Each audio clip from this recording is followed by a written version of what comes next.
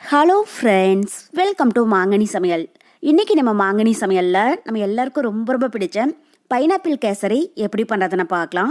பொதுவாக கேசரி நம்ம எல்லாருக்குமே தெரிஞ்ச ஒரு ஈஸியான ரெசிபி.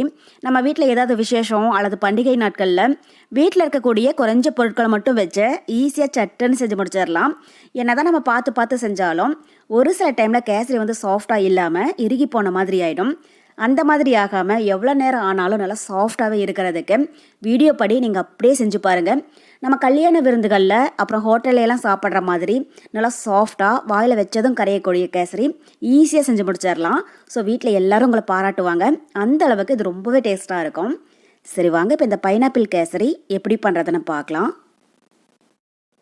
இது பண்ணுறதுக்கு ஃபஸ்ட் ஒரு கடாயில் 1/4 கப் அளவுக்கு நெய் சேர்த்துக்கோங்க.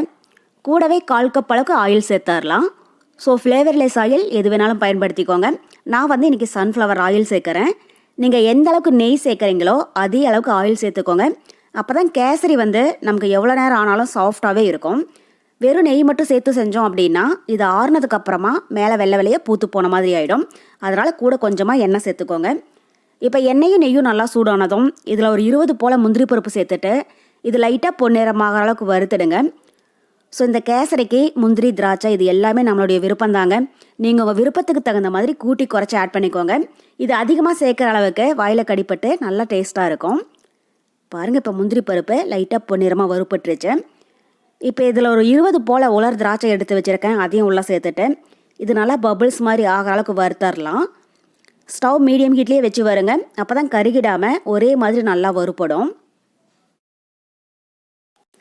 பாருங்கள், இப்போ முந்திரிய திராட்சையும் நல்லா வறுப்பட்டு திராட்சை பபிள்ஸ் மாதிரி ஆயிடுச்சு. ரொம்பவே காரமாற விட்டுடாதீங்க.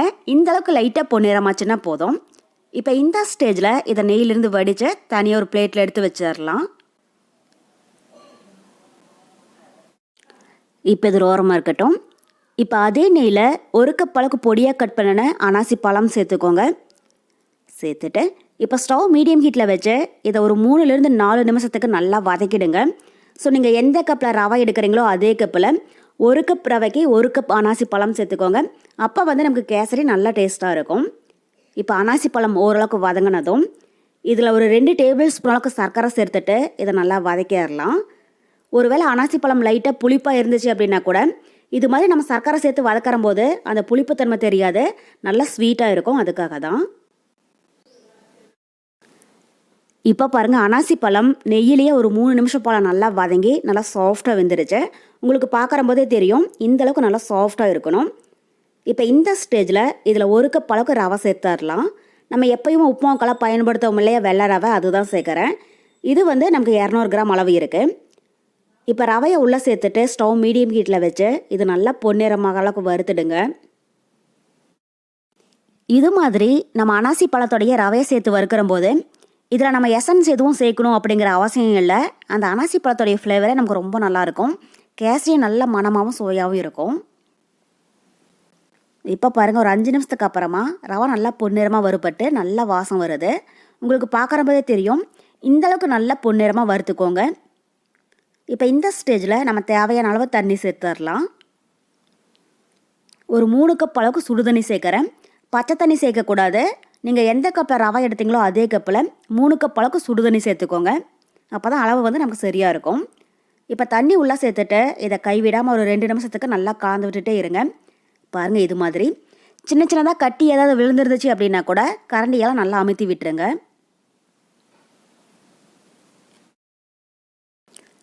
இப்போ பாருங்கள், ஒரு 3 நிமிஷத்துக்கு அப்புறமா ரவை நல்லா சாஃப்டாக வெந்து கேசரி ஓரளவுக்கு திக்காக ஆரம்பிச்சிடுச்சு. இப்போ இதில் கொஞ்சமாக ஃபுட் கலர் சேர்த்துடலாம். நான் ஒரு 2 பிஞ்ச் அளவுக்கு ஃபுட் கலரை தண்ணியில் கரைச்சி வச்சுருக்கேன், அதை சேர்க்குறேன். எல்லோ கலர் தான் சேர்க்குறேன். உங்களுக்கு எது விருப்பமோ நீங்கள் அதை ஆட் பண்ணிக்கோங்க. இப்போ ஃபுட் கலர் உள்ளே சேர்த்துட்டு இதை நல்லா கலந்து விட்டுறலாம்.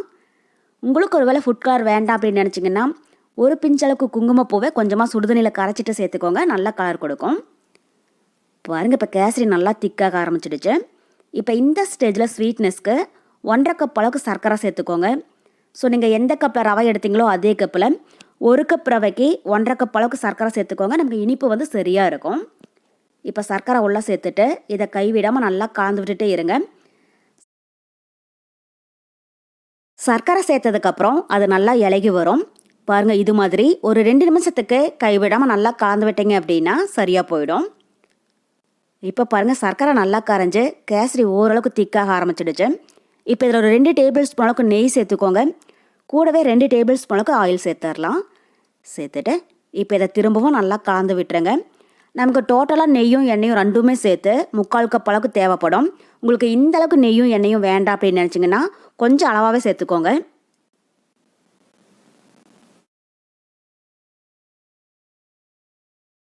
பாருங்கள், இப்போ நெய்யெல்லாம் கேசரியில் நல்லா அப்சர்வ் ஆகி ஓரளவுக்கு நல்லா திக்காக ஆரம்பிச்சிடுச்சு. உங்களுக்கு பார்க்கற போதே தெரியும், முன்னே இருந்ததை விட இப்போ நல்லா திக்காயிடுச்சு. இப்போ இந்த ஸ்டேஜில் நம்ம வறுத்து வச்சுருக்கிற முந்திரி திராட்சையை உள்ளே சேர்த்துடலாம். கூடவே வாசனைக்காக 1/4 டீஸ்பூன் ஏலக்காய் பவுடரும் சேர்த்துட்டு இப்போ இதோட டைம் நல்லா கலந்து விட்டுருங்க. அவ்வளோதான், இப்போ நம்ம பைனாப்பிள் கேசரி தயாராகிடுச்சு. இதில் நம்ம சேர்த்த அனாசி பழம் இருக்கிற இடமே தெரியாமல் நல்லா சாஃப்டாக வெந்துடுச்சு. பாருங்கள், கேசரி இந்தளவுக்கு பாத்திரத்தில் ஒட்டாமல் லைட்டாக சுருண்டு வரணும். ரொம்பவே கெட்டியாக விட்டுடாதீங்க, இந்தளவுக்கு கொஞ்சம் சாஃப்டாக இருக்கணும். இது ஆறுனதுக்கப்புறமா சரியாக போயிடும். அவ்வளோதான், இப்போ இந்த ஸ்டேஜில் நாம் ஸ்டவ் ஆஃப் பண்ணிடலாம். அவ்வளோதான், இப்போ நம்ம எல்லாருக்கும் ரொம்ப ரொம்ப பிடிச்ச பைனாப்பிள் கேசரி சூப்பராக தயாராகிடுச்சு.